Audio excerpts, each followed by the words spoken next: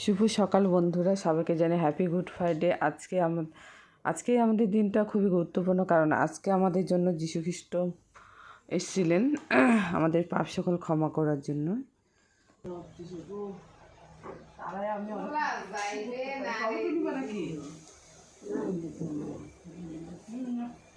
চলো শুধু চা খেয়ে চার্জে চলে যাব, একবার চার্জে গিয়ে এসে তারপরে আবার কথা বলছি।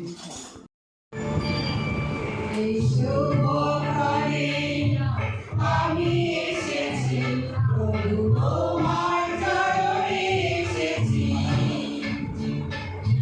শুভকারে আমি এসেছি প্রভু তোমার চরণে এসেছি, তোমার আলো কাছে পেতে এসেছি, তোমার আলো কাছে।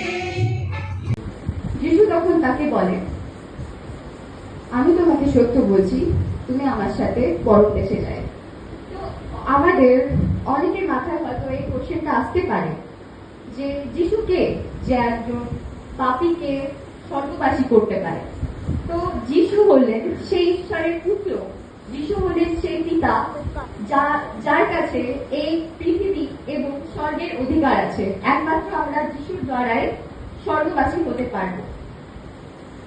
লূক 42 অধ্যায় 43 পদ লেখা আছে, সেই দস্যু বুঝে গেছিল যে যীশু খ্রিস্ট ঈশ্বরের সন্তান, আর যখন তিনি যীশুর কাছে গিয়ে নিজের পাপ স্বীকার করবে, যীশুকে স্বীকার করবে প্রভু বলে, তখনই সে তার পাপের ক্ষমা পাবে।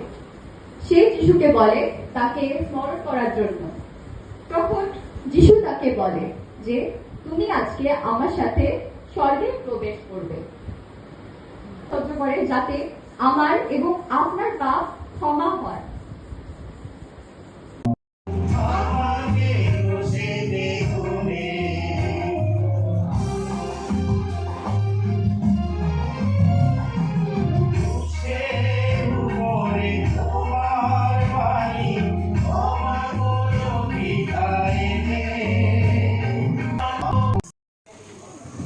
সবাই খাওয়াই ব্যস্ত। দেখ পিউ আগে আগে দৌড়াইছে, দেখছিস?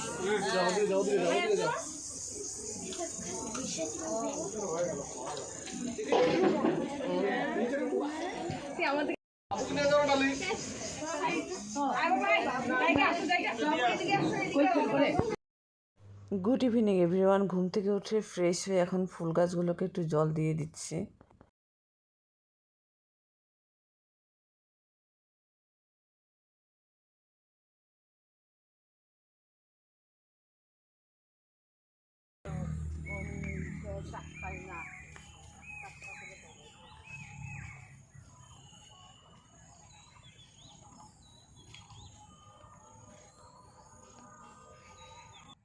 এই বিকেলবেলা প্রকৃতির সৌন্দর্য দেখতে বেশ ভালোই লাগে, চারিদিকে শুধু সবুজ আর সবুজ দেখো। আর আমাদের এদিকে বেশি একটা কেউ ভুট্টা চাষ করে নেই, কিছুটা।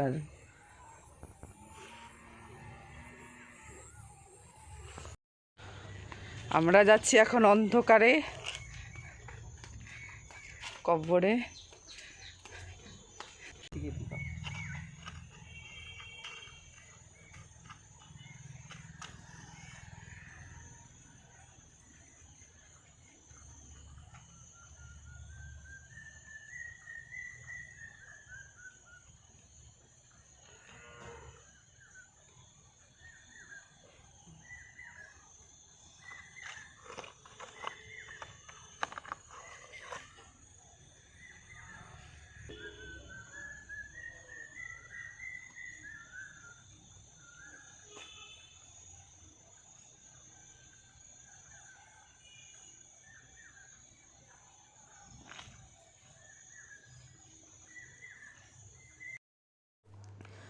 এখন চলে আসছি, ভিডিওটাকে এডিট করে নেব।